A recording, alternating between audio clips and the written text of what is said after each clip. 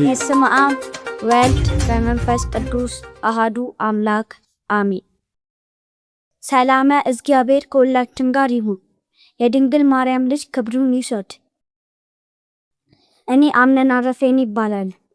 ላይክ፣ ሼር፣ ሰብስክራይብ እያደረጋችሁ ዜናን ተከታተሉ።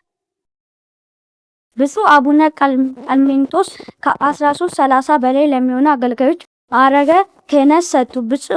ብፁዕ አቡነ ቀለሚንጦስ በኢትዮጵያ ኦርቶዶክስ ተዋሕዶ ቤተክርስቲያን በመንበረ ፓትርያርክ ጠቅላይ ጽሕፈት ቤት የሰንበት ትምህርት ቤቶች ማደራጃ መመሪያና የሰሜን ሸዋ ሀገረ ስብከት ሊቀ ጳጳስ ከ1000 በላይ ለሚሆኑ አገልጋዮች ስልጠነ ክህነት ሰጡ።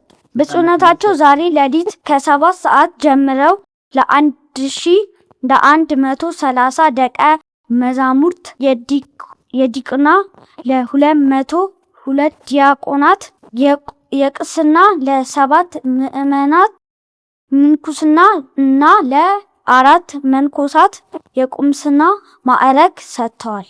ብፁዕነታቸው ይህንን ታላቅ መንፈሳዊ ማዕረግ ከሰጡ በኋላ አገልጋዮቹ በማህበረሰቡ መካከል ሊኖራቸው ስለሚገባው ሰማያዊ አደራ፣ ክብርና ከባድ ኃላፊነት በተመለከተ ሀብታዊ ትምህርት እና ምክር በስፋት ሰጥተዋል። ክህነት ሹመት ሳይሆን ከባድ ኃላፊነት ነው ያሉት ብፁዕነታቸው ክህነት ተራ ምድራዊ ሹመት ሳይሆን ሰማያዊ ኃላፊነት መሆኑን ገልጸዋል። ካህን በሚሰራው መልካም ስራ ይመሰገናል፣ በሚያጠፋውም ተጠያቂነት አለበት ያሉት ብፁዕነታቸው እናንተ የተጠራችሁት ለመልካምና ለበጎ ስራ ሰውንና እግዚአብሔርን የምታገናኙ የሰላም ድልድይ እንድትሆኑ ነው ብለዋል።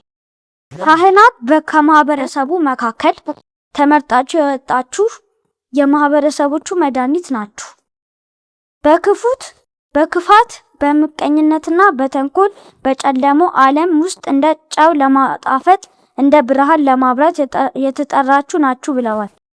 ሐኪም የአካል ህመምን ለመመርመር መሳሪያዎችን ይጠቀማል። ካህን ግን ምንም አይነት ቁሳዊ መሳሪያ ሳይዝ በሰው ልጅ መንፈሳዊ ህይወት ውስጥ ዘልቆ በመግባት የተሰበረው ልብ የሚጠግን እና የሚፈውስ መንፈሳዊ ሐኪም ነው በማለት ተናግሯል። እናንተ ካህናት ስለሆናችሁ ሰዎች ሲጣሉ የምታስታርቁ፣ ሲጋጩ የምታግባቡ፣ ሰላምን የምትፈጥሩ የሰላም መልእክተኛ መሆን አለባችሁ ብለዋል። ሊቀ ጳጳሱ ካህን ቤተ ክርስቲያን ብቻ ሳይሆን በራሱ ቤተ ውስጥ አርአያ መሆን እንዳለበት ሳያገነዝቡ ሰላም ከቤት ይጀምራል፣ በቤተሰቦችን በስርዓትና በፍቅር መምራት አለባችሁ ብለዋል። ከልጆቻችሁና ከወንድ ሚስታችሁ ጋር ሰላማዊ ህይወት ፍጠሩ።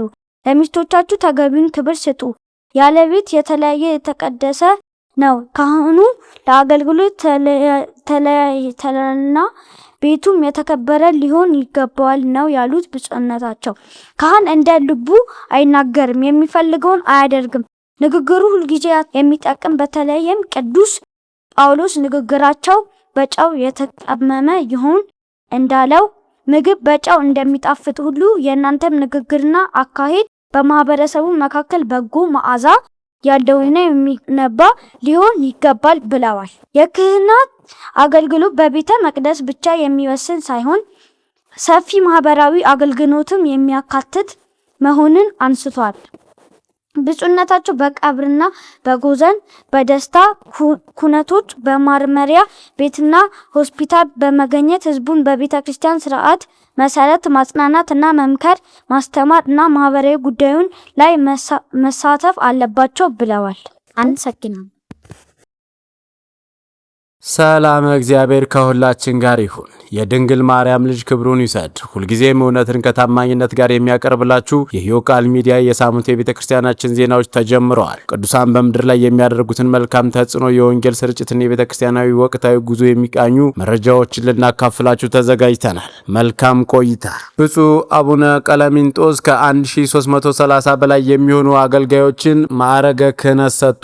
ብፁዕ አቡነ ቀለሚንጦስ በኢትዮጵያ ኦርቶዶክስ ተዋሕዶ ቤተክርስቲያን በመንበረ ፓትርያርክ ጠቅላይ ጽሕፈት ቤት የሰንበት ትምህርት ቤቶች ማደራጃ መምሪያ የሰሜን ሸዋ ሀገረ ስብከት ሊቀ ጳጳስ ከ1000 በላይ ለሚሆኑ አገልጋዮች ስልጣነ ክህነትን ሰጡ።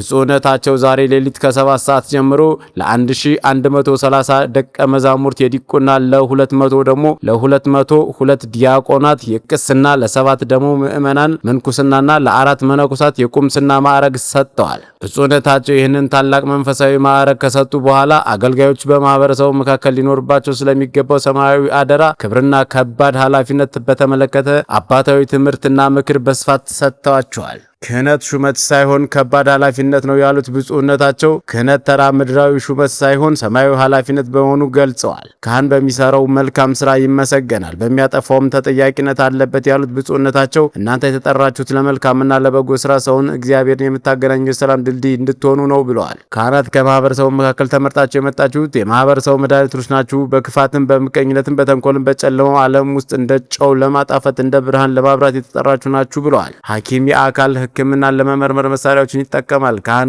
ግን ምንም አይነት ቁሳዊ መሳሪያ ሳይዝ በሰው ልጅ መንፈሳዊ ሕይወት ውስጥ ዘልቆ በመግባት የሰበረውን ልብ የሚጠግንና የሚፈሰውን መንፈሳዊ ሐኪም ነው ለማለት ተናግረዋል። እናንተ ካህናት ስለሆናችሁ ሰዎች ሲጣሉ የምታስታርቁ፣ ሲጋጩ የምታጋቡ፣ ሰላም የምትፈጥሩ የሰላም መልካም መሆን አለባችሁ ብለዋል። ሊቀ ጳጳሱ ካህን በቤተ ክርስቲያን ብቻ ሳይሆን በራሱ ቤት ውስጥም አርአያ መሆን እንዳለበት ሲያስገነዝቡ ሰላም ከቤት ይጀምራል፣ ቤተሰባችሁ በስርዓት በፍቅር መምራት አለባችሁ ብለዋል። ከልጆቻችሁና ከሕግ ሚስቶቻችሁ ጋር ሰላማዊ ሕይወት ፍጠሩ፣ ለሚስቶቻችሁ ተገቢውን ክብር ስጡ። ያ ቤት የተለየና የተቀደሰ ነው። ካህኑ ለአገልግሎት ተለይቷል፣ ቤቱም የተከበረ ሊሆን ይገባል ነው ያሉት ብፁዕነታቸው። ካህን እንደ ልቡ አይናገርም፣ የፈለገውን አያደርግም። ንግግሩ ሁልጊዜ የታሰበና የሚጠበቅ በተለይም ቅዱስ ጳውሎስ ንግግራቸው በጨው የተቀመመ ይሁን እንዳለው ምግብ በጨው እንደሚጣፍጥ ሁሉ የእናንተም ንግግርና አካሄድ በማህበረሰቡ መካከል በጎ መዓዛ ያለውና የሚገነባ ሊሆን ይገባል ብለዋል። የክህነት አገልግሎት በቤተ መቅደስ ብቻ የሚወሰን ሳይሆን ሰፊ ማህበራዊ አገልጋዮት የሚያካትት መሆኑን አንስተዋል። ብፁዕነታቸው በቀብርና በሐዘን በሰርግና በደስታ ኩነቶች በማረሚያ ቤትና በሆስፒታል በመገኘት ህዝቡን በቤተ ክርስቲያን ስርዓት መሰረት ማጽናናትና መምከር፣ ማስተማርና ማህበራዊ ጉዳዮች ላይ መሳተፍ አለባቸው ብለዋል። ስላዳመጣችሁኝ አመሰግናለሁ።